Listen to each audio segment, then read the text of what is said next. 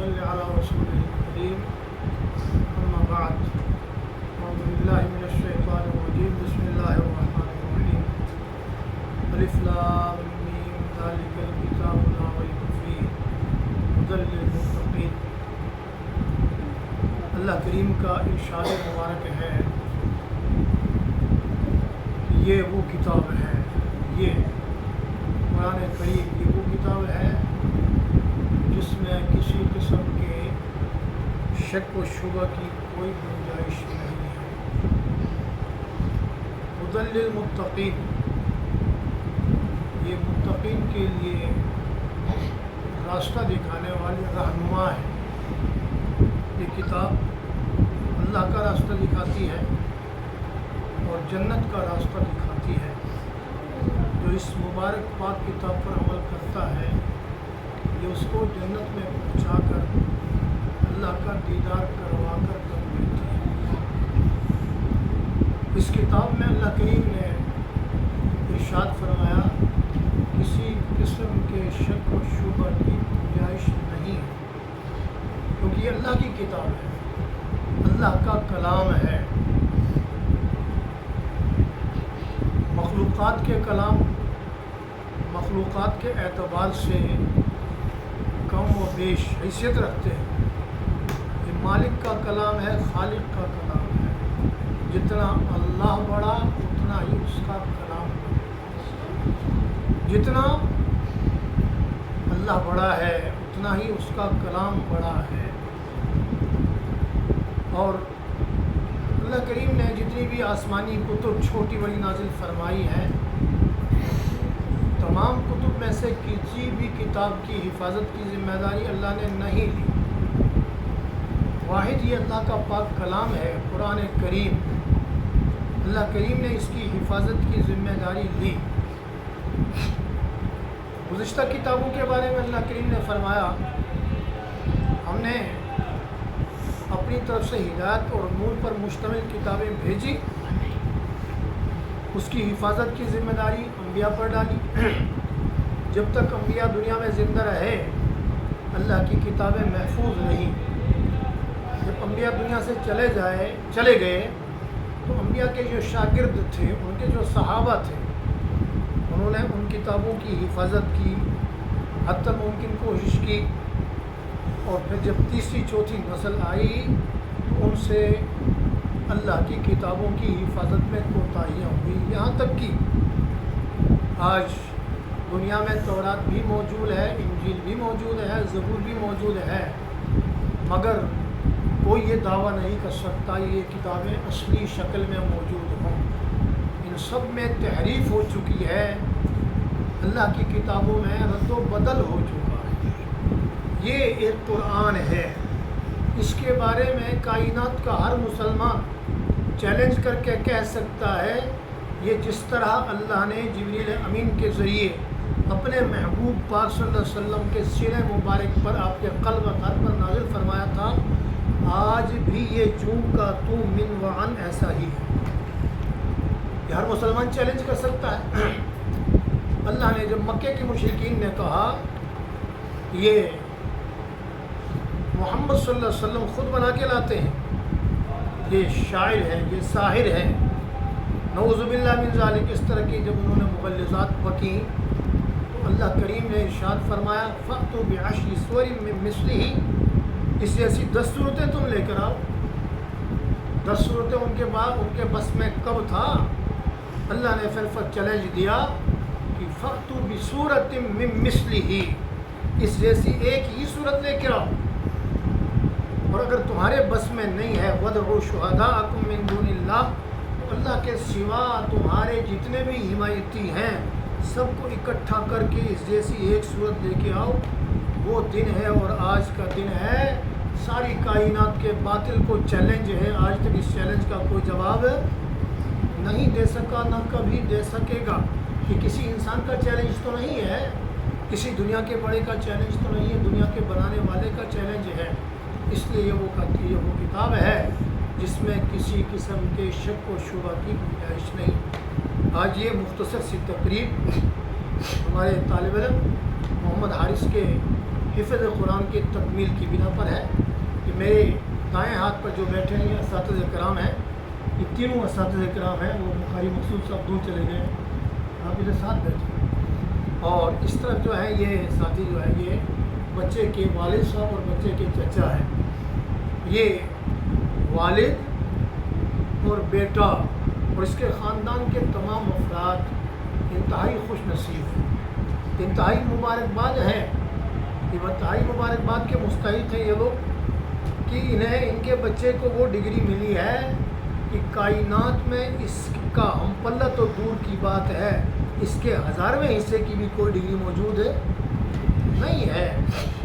یہ اللہ کے کلام کی ڈگری ہے، ایسی ڈگری کائنات میں کہاں مل سکتی ہے؟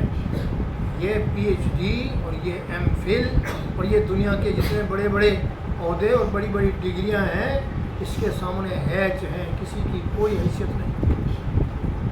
اب جیسے اللہ نے چیلنج فرمایا، اللہ کے محبوب صلی اللہ علیہ وسلم نے چیلنج فرمایا، ایسے میں ساری دنیا کے سارے انسانوں کو چیلنج کرتا ہوں، ساری دنیا کی ساری کتابیں پڑھنے والوں کو یہ چیلنج ہے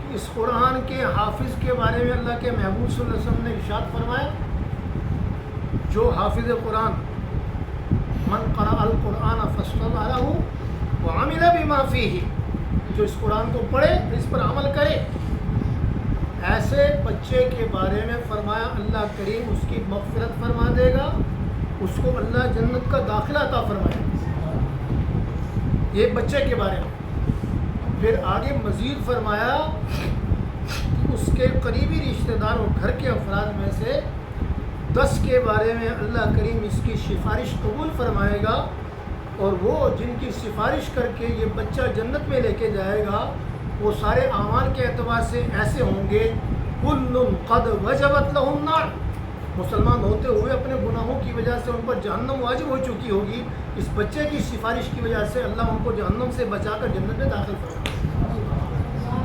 اب کائنات کی ساری ڈگریاں اکٹھی کرو، یہ چیلنج ہے، اس ساری ڈگریوں کے پڑھنے والے کے بارے میں مغفرت کی کوئی سند، کوئی سرٹیفکیٹ کوئی لا کے بتائے، پیش کرے۔ ساری کائنات کی ساری ڈگری یا ہولڈر اپنی مغفرت کروائیں، کسی ایک کی بخشش اور سفارش کا وہ ذریعہ بن جائیں، یہ چیلنج ہے ساری دنیا کو۔ تو ایسی کوئی کتاب نہیں ہے، یہ اللہ کا کلام ہے، یہ دنیا میں جو اس کلام کو پڑھتا ہے اللہ اس کی دنیا میں بھی حفاظت کرتا ہے، اس کی نسلوں کی اللہ حفاظت کرتا ہے۔ جو قرآن کریم کے ساتھ لو لگاتا ہے، قرآن کریم کو اوڑھنا بچھونا بناتا ہے، اس کے احکام اور اس کے مضامین پر عبور حاصل کرتا ہے، اس پر عمل کرتا ہے، تو اللہ اس کو دونوں جہانوں کی سرخ رویاں عطا فرماتے ہیں۔ ایک حدیث مبارکہ جس کا میں مختصر تذکرہ کرتا ہوں کہ حافظ قرآن کے والدین کے بارے میں فرمایا البس والداہ تاجا یوم القیامہ، قیامت کے دن نور کے ممبروں پر بٹھا کر ان کے والدین کو، ماں باپ کو ایسا تاج پہنایا جائے گا، ضوءہ احسن من ضوء الشمس، اس کی روشنی سورج کی روشنی سے کہیں زیادہ ہوگی۔ آگے اللہ کے محبوب صلی اللہ علیہ وسلم نے فرمایا یہ والدین جو اس کو دنیا میں لانے اور حفظ قرآن کرنے کا ذریعہ بنے ہیں، ان کا یہ مقام اور یہ شان ہے، تو پھر جس نے قرآن کریم کو پڑھا اس پر عمل کیا اس کا کیا مقام اور شان ہوگا، اس کے بارے میں تم خود فیصلہ کرو، تم خود سوچ سمجھ سکتے ہو۔ اس لیے یہ طالب علم بھی اور اس کے والدین بھی انتہائی خوش نصیب اور مبارکباد کے مستحق ہیں، اور یہاں جتنے بچے بیٹھے ہوئے ہیں حفظ کے ہیں یا ناظرے کے، ان سب کے لیے یہ خوشخبری ہے جو یہ قرآن کریم پڑھیں گے اور اس پر عمل کریں گے، ان کے والدین کو بھی قیامت کے دن تاج پہنایا جائے گا، مگر شرط یہ ہے کہ بچہ اور والدین قرآن کے احکامات کی پابندی کریں اور اس قرآن کو سب سے بڑی ڈگری سمجھ کر اس کے حصول کے لیے جتنی محنت کی ہے بعد میں اس کی حفاظت کے لیے بھی اس سے بڑھ کر محنت کریں کہ بچہ قرآن کبھی نہ چھوڑے۔ جس کا قرآن کے ساتھ ایک مرتبہ نکاح ہو عقد ہو گیا، قرآن کے ساتھ جڑ گیا، تو پھر وہ قرآن کو کبھی نہ چھوڑے، کیونکہ اس سے بڑی ڈگری کوئی نہیں، اس سے بڑی کتاب کوئی نہیں، اس سے بڑا تعلق کوئی نہیں۔ حضرت امام احمد بن حنبل رحمۃ اللہ علیہ نے خواب میں اللہ کا دیدار کیا، خواب میں اللہ کا دیدار کیا۔ آپ سب حضرات نے سنا جو پیغمبر کا دیدار کرتا ہے اس کا کتنا اونچا مقام ہے۔ جو زندگی میں پیغمبر کا دیدار کرتا ہے وہ صحابی بن جاتا ہے، اور جو پیغمبر کی موت کے بعد دنیا سے رحلت فرمانے کے بعد پیغمبر کا دیدار کرتا ہے وہ جاگتی آنکھوں میں سے تو نہیں کر سکتا، خواب میں دیدار کرتا ہے۔ تو حدیث پاک کے مطابق پیغمبر صلی اللہ علیہ وسلم فرمایا جس نے خواب میں مجھے دیکھا اس نے مجھے ہی دیکھا، اس نے میرے علاوہ کسی چیز کو نہیں دیکھا۔ تو اس کا بہت بڑا مقام ہے جس نے خواب میں پیغمبر کو دیکھا۔ اب اندازہ لگاؤ جس نے خواب میں اللہ کو دیکھا، اللہ کا دیدار کیا، اس کا کتنا بڑا مقام۔ اور اللہ کا دیدار تو وہ چیز ہے اللہ نے دنیا میں نبیوں کو بھی نصیب نہیں فرمایا۔ موسیٰ کلیم علیہ السلام نے اللہ سے درخواست کی ربی ارینی، پروردگار عالم مجھے اپنی زیارت کروا دے۔ اللہ نے کیا جواب دیا؟ لن ترانی، موسیٰ تیری وہ آنکھ نہیں ہے دنیا میں میرا دیدار کر سکے۔ یہ آنکھ تو فقط میں نے ایک ہی بنائی ہے، وہ اپنے محبوب صلی اللہ علیہ وسلم کو دی ہے کہ وہ دنیا میں ہی میرے پاس آ کر میرا دیدار کر کے جائے۔ معراج شریف کا جو واقعہ ہے، تو خواب میں اللہ کا دیدار کرنا یہ کوئی چھوٹی نعمت ہے، یہ بہت بڑی نعمت ہے۔ وہ جنتیوں کو جنت میں جانے کے بعد آخری نعمت کے طور پر جو نعمت ملے گی وہ اللہ کا دیدار ہوگا، اور اللہ کے دیدار میں جو لطف آئے گا جنت کی کسی نعمت میں ایسا لطف نہیں آئے گا۔ تو وہ دیدار اللہ نے دنیا میں کسی کو نصیب فرمایا تو وہ کتنا بڑا ہوگا، کتنا اونچا مقام ہوگا حضرت امام احمد بن حنبل رحمہ اللہ کا۔ تو یہاں مختصر بات جو کہنے کی وہ یہ ہے، امام احمد بن حنبل رحمہ اللہ نے خواب میں اللہ کا دیدار کتنی مرتبہ کیا؟ 101 مرتبہ۔ کتنی مرتبہ؟ 101 مرتبہ۔ اور ایک دیدار میں اللہ کریم سے بے تکلف ہو کر امام صاحب عرض کرتے ہیں پروردگار عالم کہ تیرا قرب حاصل کرنے کا کیا ذریعہ ہے؟ اللہ کریم نے فرمایا احمد میرا کلام، میرا قرب حاصل کرنے کا ذریعہ کیا ہے؟ میرا کلام ہے۔ آگے دیکھو اللہ کریم ائمہ مجتہدین کی قبروں کے اوپر کھربوں رحمتیں نازل فرمائے، امت کو کتنی سہولتیں دے کے گئے ہیں، بیداری میں مسائل حل کر کے سہولتیں دے کے گئے، تو خواب میں بھی امت کو نہیں بھولے۔ خواب میں اللہ کے دربار میں بے تکلفی سے سوال کرتے ہیں پروردگار عالم چلو یہ تو پتہ چل گیا تیرے قرب کا ذریعہ تیرا پاک کلام ہے، اب اس کو سمجھ کے پڑھے تو تب قرب حاصل ہوگا یا بے سمجھے پڑھے؟ تو اللہ کریم نے کیا جواب مرحمت فرمایا کہ احمد اگر سمجھ کر پڑھے تو نور علی نور، پھر تو کیا ہی بات ہے، بغیر سمجھے پڑھے گا تو بھی میرا قرب حاصل ہوگا کیونکہ یہ میرا کلام ہے۔ قرآن کریم کا پڑھنا کیا ہے کہ اللہ کے ساتھ گفتگو کرنا، اور حدیث پاک پڑھنا کیا ہے؟ نبی کے ساتھ گفتگو کرنا۔ پیغمبر کی حدیث ہم پڑھتے ہیں، سنتے ہیں، سناتے ہیں تو پیغمبر سے گفتگو کرتے ہیں، اور اللہ کا کلام پڑھتے ہیں تو اللہ کریم کے ساتھ ماہوی گفتگو ہوتے ہیں۔ اس لیے قرآن پڑھنے والے خوش نصیب، اور قرآن پڑھانے والے بھی۔ جب پڑھنے والے خوش نصیب ہیں تو پڑھانے والوں کی خوش نصیبی کی کوئی انتہا ہوگی؟ جن کا صدقہ ہے، جو پڑھا رہے ہیں، پڑھنا ان کا صدقہ ہے۔ جیسے حضرت عثمان غنی رضی اللہ تعالیٰ عنہ کی روایت ہے خیرکم من تعلم القرآن وعلمہ، کائنات کے سارے انسانوں میں سب سے بہترین اور افضل ترین انسان کون ہے؟ قرآن پڑھنے والے اور قرآن پڑھانے والے۔ اس لیے کہ قرآن اللہ کا کلام ہے، لازمی بات ہے اللہ کے کلام سے بڑا کوئی کلام نہیں، اللہ کی کتاب سے بڑی کوئی کتاب نہیں ہے۔ تو پھر دنیا کے پروفیسر اور لیکچرر قرآن پڑھانے والے کی جوتیوں کی حیثیت بھی نہیں رکھتے۔ وہ دنیا کی کتابیں پڑھا رہے ہیں، یہ اللہ کی کتاب پڑھا رہے ہیں، وہ دنیا کا کلام پڑھا رہے ہیں، یہ اللہ کا کلام پڑھا رہے ہیں۔ تو ان کے مقام اور مرتبے کو آپ خود سمجھ سکتے ہیں۔